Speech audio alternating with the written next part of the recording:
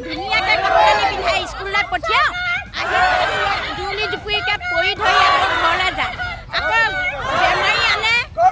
স্কুলত হওক গাড়ীতে হওক লৈ আহে এইখিনিতে গাঁতত পৰি মানুহ মানে ৰঙা ৰঙালী হৈ যায় পানী দি আকৌ ইয়াত গধুৱা পানী দুনি দিব লাগে খোৱান খাওঁ একো নহয় আমাৰ ৰাতি বিয়লি শুব নোৱাৰি এই বোলে এক্সিডেণ্ট হ'ল